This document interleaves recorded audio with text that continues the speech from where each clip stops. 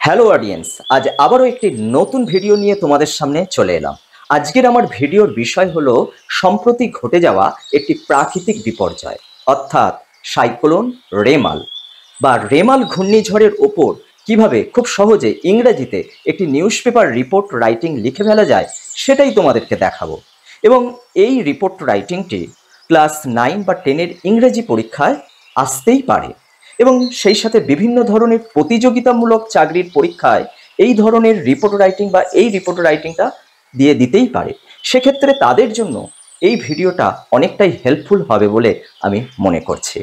তবে report writing লেখার শুরুতে কতগুলো বিষয়কে আমাদেরকে একটু মাথায় রেখে দিতে হবে। প্রথমত, রিপোর্ট রাইটিং বা রিপোর্ট যখন আমরা লিখি সেটা সেই ঘটনাটা ঘটে যাওয়া ঘটনার ওপর লেখা হয়, যার ফলে রিপোর্ট রাইটিংটা লিখতে হবে আমাদের পাস্ট টেন্সে বা অতীতকালে। লেখার ভাষা হবে সহজ সরল এবং খোলামেলা।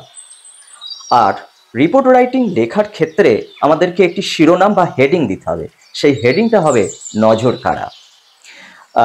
রিপোর্ট লেখার ক্ষেত্রে আমাদের যে কোয়েশ্চেনে যে পয়েন্টস বা হিন্টসগুলোকে দিয়ে দেওয়া হয় সেই হিন্টসগুলোকে ব্যবহার করে ক্রম পর্যায়ে রিপোর্ট লিখতে হবে। আরেকটা বিষয় হচ্ছে যে বিভিন্ন ঘটনা বা দুর্ঘটনার ওপর যে নিউজ পেপার রিপোর্ট রাইটিংগুলো লেখা হয় সেইগুলোকে যদি প্যাসিভ ভয়েসে লেখা হয় তাহলে সেটা বেশি মানানসই হয়। তো এই যে আজকের এই যে রিপোর্টটা কিভাবে লেখা হচ্ছে বা কিভাবে লিখছি সেটাই তোমাদেরকে বোর্ডে আমি দেখাচ্ছি। তো এরপর আমি সরাসরি চলে আসি বোর্ডে, যেখানে দেওয়া হয়েছে বা কি বলা হয়েছে, write a report within 100 words for an English daily using the given information. অর্থাৎ 100টি শব্দের মধ্যে একটা রিপোর্ট লেখো একটি ইংরেজি দৈনিক সংবাদপত্রে, ইউজিং দ্য গিভেন ইনফরমেশন, অর্থাৎ এই যে ইনফরমেশন বা তথ্যগুলো দেওয়া হয়েছে সেই তথ্যগুলোকে নিয়ে। তো জেনারেলি যেমনটা থাকে যে একটা রিপোর্ট রাইটিং লেখার ক্ষেত্রে অনেক সময় পয়েন্টস উল্লেখ করে দেবে বা হেন্টস উল্লেখ করে দেয়। তো হেন্টসে কি বলা হয়েছে যে ইনসিডেন্ট মানে কি ঘটনাটা কি না সাইক্লোন রেমাল, ব্যাকেটে রয়েছে 135 কিলোমিটার পার আওয়ার, অর্থাৎ ঘূর্ণিঝড় রেমাল যার গতিবেগটা কত না ঘন্টায় 135 কিলোমিটার, এটা ধরে নেওয়া হচ্ছে। এরপর যেটা রয়েছে সেটা হচ্ছে ডেট, অর্থাৎ কবে এই ঘূর্ণিঝড়টা হয়েছিল। তো আমরা যেমনটা জানি যে 26 মে 2024, অর্থাৎ 2024 সালের 26শে মে এই ঘূর্ণিঝড়টি হয়। আর টাইম কি বলে দিয়েছে না অ্যারাউন্ড 11:30 PM, মোটামুটি সময়টাকে ধরে নিচ্ছি যে রাত 11:30 করে আর কি সাইক্লোন রেমাল ল্যান্ডফল হয়েছিল। আচ্ছা, প্লেসের মধ্যে কি থাকছে যে coastal area of West Bengal, অর্থাৎ পশ্চিমবঙ্গের যে সমস্ত উপকূলীয় এলাকাগুলো রয়েছে সেই উপকূলীয় এলাকাগুলিতে। রেজাল্ট কি, ফলাফল কি হয়েছিল না 6 পিপল ডাইড, 6জন মানুষ মারা গিয়েছিল। মেনি হোমলেস, অনেকে গৃহহীন হয়েছিল। Flight and train services disrupted, বলছে কি এই যে বিমান এবং ট্রেন পরিষেবা বিঘ্নিত হয়েছিল, ডিসরাপ্টেড হয়েছিল। এবং তারপরে শেষ পয়েন্টটা কি বলছে যে রিলিফ মানে আমরা জানি যে ত্রাণ। তো state government provided immediate relief, অর্থাৎ রাজ্য সরকার খুব দ্রুত একটা ত্রাণ জুগিয়েছিল বা ত্রাণের সাহায্য করেছিল। তো এই হচ্ছে পয়েন্টসগুলো দেয়া রয়েছে, যে পয়েন্টসগুলোর ওপর বেশ করে আমাদের এই রিপোর্ট রাইটিংটা লিখতে হবে। এবং তার জন্য সবার আগে আমাদের কি করতে হবে, একটা ভালো হেডিং লিখতে হবে এবং এই হেডিংটা আকর্ষণীয় হবে। আর সেই সঙ্গে আরেকটা কথা বলি যে যদি ক্যাজুয়ালিটি অর্থাৎ ক্ষয়ক্ষতির সংখ্যা নিয়ে কোনো রিপোর্ট রাইটিং লেখাটা শুরু করা হয় তাহলে রিপোর্ট লেখাটা অনেকটাই সহজ হয়ে ওঠে। রিপোর্ট রাইটিং লেখা শুরুর আগে প্রথমে একটা হেডিং করতে হবে, তো সেই হেডিংটাই আমি তোমাদের জন্য লিখছি। আর আরেকটা বিষয় হচ্ছে যে রিপোর্ট রাইটিং লেখার যে হেডিংটা হবে সেই হেডিংটার প্রত্যেকটা ওয়ার্ডকে ক্যাপিটাল লেটারেও করা যেতে পারে, অথবা প্রত্যেকটা ওয়ার্ডের ফার্স্ট লেটারকেও ক্যাপিটাল হিসাবে রাখা যেতে পারে। তো সেই রকমই দেখা, ধরা যাক 6 killed across Bengal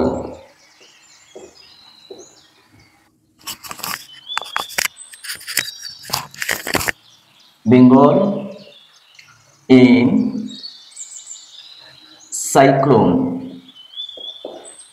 cyclone Remal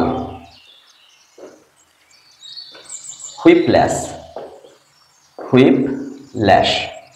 তো এই হেডিংটা আমরা এখানে করছি।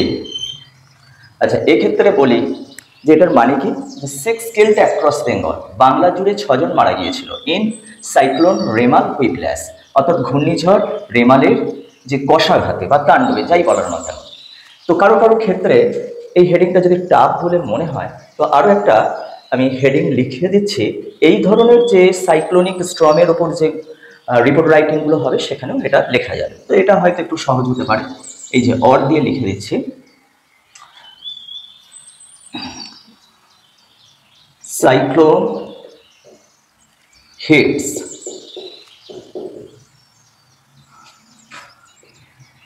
Coastal West Bengal. তো এই হেডিংটাকেও আমরা ব্যবহার করতে পারি। বেঙ্গল মানে এটা কি, ঘূর্ণিঝড় আঘাত করেছে উপকূলীয় পশ্চিমবঙ্গে। তো এই হেডিং করার পর যেটা আমাদেরকে করতে হবে সেটা হচ্ছে এরপর একটা বাইলাইন লিখতে হবে। ধরা যাক লেখা হচ্ছে বাই এ স্টাফ রিপোর্টার। তো এটার মানে হলো যে নিজস্ব সংবাদদাতা। এইবার যে বিষয়টা সেটা হচ্ছে কি, এরপর আমাদের একটা প্লেস উল্লেখ করতে হবে। যে এই প্লেস উল্লেখ করার ব্যাপারে আমাদেরকে মনে রাখতে হবে যে কোনো জায়গায়, যে জায়গায় ঘটনাটা ঘটছে সেই জায়গার খুব উল্লেখযোগ্য জায়গা, সেটা কোনো ডিস্ট্রিক্টের নাম হতে পারে, বড় জায়গার নাম। এখন আমরা দেখতে পাচ্ছি যে এই যে সাইক্লোনটা গোটা পশ্চিমবঙ্গ জুড়ে হয়েছে। তো আমরা জানি যে পশ্চিমবঙ্গের রাজধানী হচ্ছে কলকাতা, তাই কলকাতা নামটা আমরা এখানে ব্যবহার করব। তো প্রথমে কি করছি যে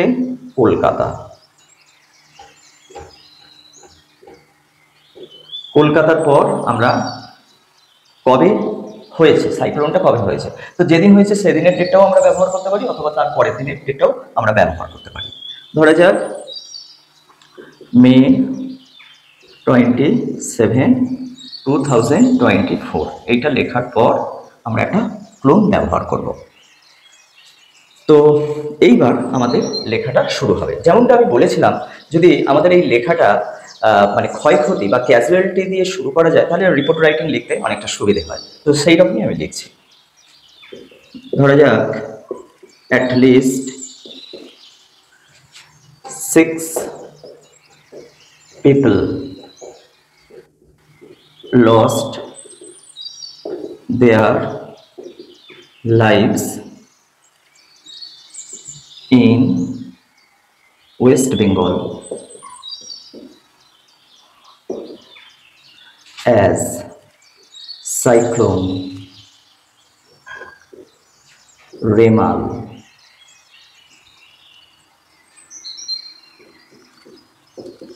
wreaked havoc across the state and neighboring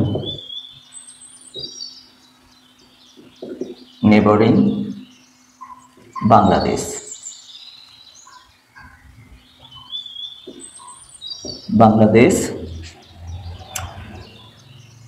Yesterday night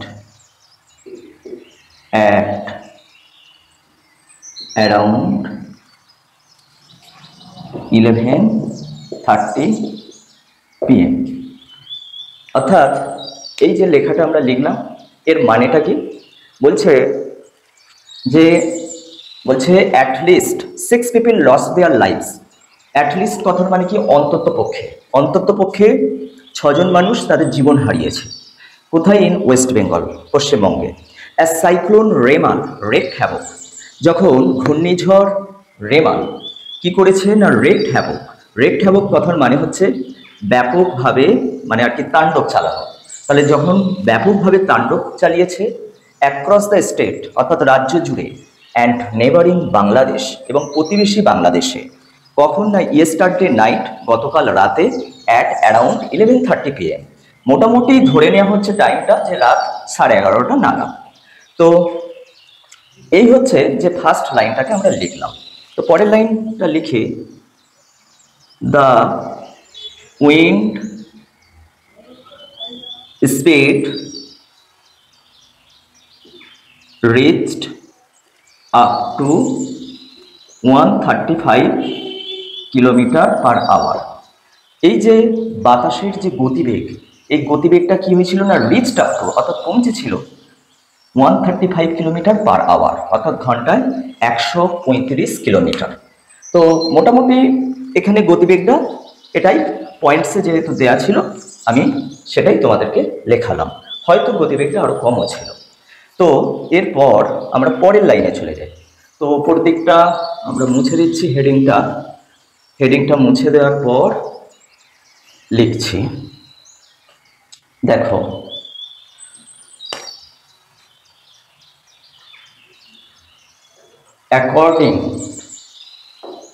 according to the meteorologist, LOGISTS, according to the meteorologists, a deep depression in Bay of Bengal is responsible for this severe cyclone। আচ্ছা দেখো, according to the মেটেরিওলজিস্ট অর্থাৎ আবহাওয়াবিদদের মতানুসারে, according to মানে কি অনুসারে বা মতানুসারে, according to the মেটেরিওলজিস্ট অর্থাৎ মেটেরিওলজিস্ট মানে কি আবহাওয়াবিদগণ। তো এদের মতে এ ডিপ ডিপ্রেশন মানে কি একটা গভীর নিম্নচাপ ইন বে অফ বেঙ্গল অর্থাৎ বঙ্গোপসাগরের একটা গভীর নিম্নচাপ ইজ রেসপন্সিবল, সেটা দায়ী ফর দিস সিভিয়ার সাইক্লোন অর্থাৎ এই মানে মারাত্মক বা ভয়ঙ্কর ঘূর্ণিঝড়ের জন্য। বোঝা গেল? তো পরের লাইনে চলে আসি।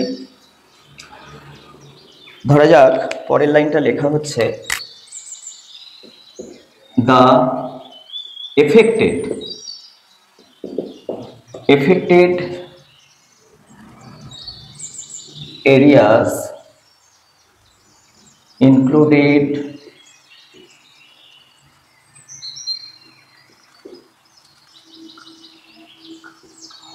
কাকদ্বীপ, নামখানা।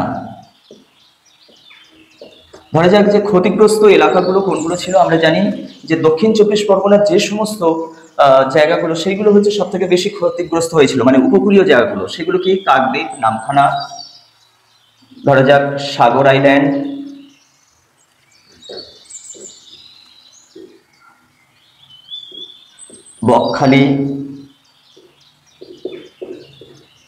বকখালি এটসেট্রা। তাহলে এই সমস্ত জায়গাগুলো, the affected areas included Kakdwip, Namkhana, Sagar island, Bakkhali etcetera, অর্থাৎ এই সমস্ত উপকূলীয় এলাকাগুলো ক্ষতিগ্রস্ত হয়েছিল। তো সেটাই আর কি লেখা হলো এখানে। এইবার পরের লাইনে আমরা চলে যাই। এখানে যে লাইনগুলো আমি তোমাদের জন্য লিখে দিচ্ছি,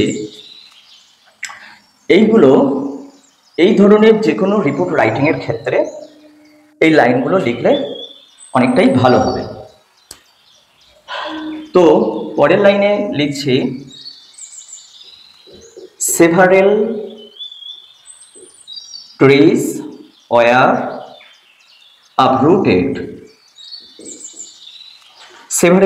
were uprooted and houses damaged,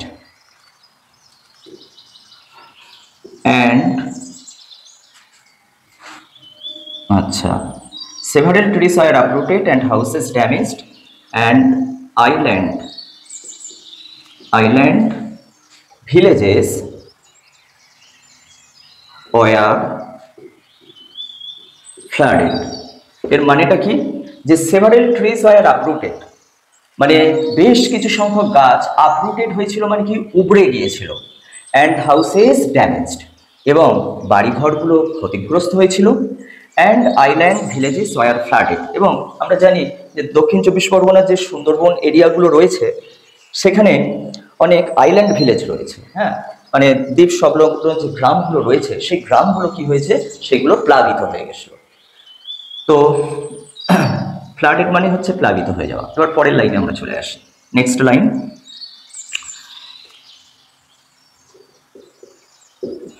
flight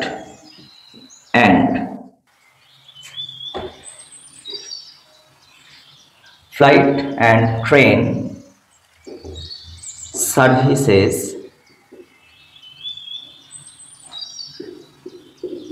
have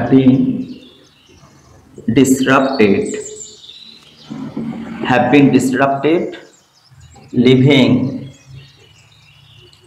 a number of people stranded।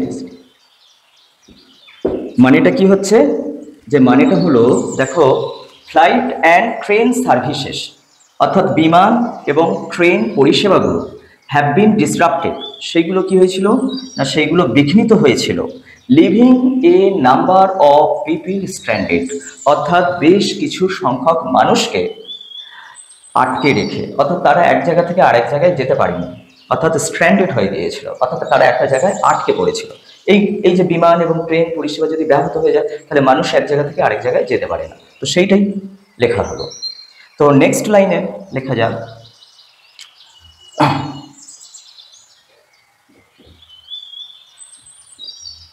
More then 5,000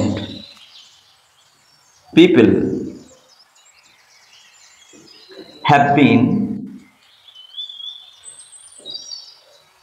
evacuated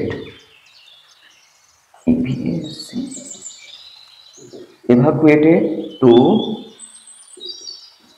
temporary relief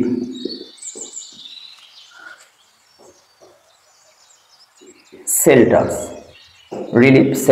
দেখো কি বলছে, মোর দেন 5,000 পিপল হ্যাভ বিন এভাকুয়েটেড, ধরে নেওয়া যাচ্ছে যে 5,000-এরও বেশি মানুষকে এভাকুয়েটেড করা হয়েছে। এভাকুয়েটেড করা মানে কি, এক স্থান থেকে অন্য স্থানে সরিয়ে নিয়ে যাওয়া। তাহলে ধরা যাক, মোটামুটি সংখ্যাটা ধরা যাক যে 5,000 মানুষকে এক জায়গা থেকে আরেক জায়গায়, অর্থাৎ টেম্পোরারি রিলিফ শেল্টার মানে একটা কি অস্থায়ী, যেটাকে বলা হয় ত্রাণ শিবির বা আশ্রয়, সেই আশ্রয়ে সরিয়ে নিয়ে যাওয়া হয়েছে। The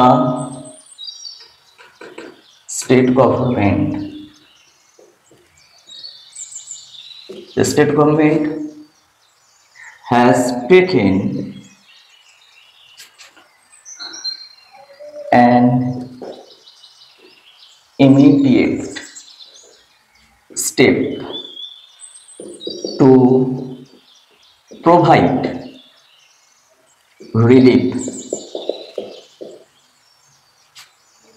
to the victims।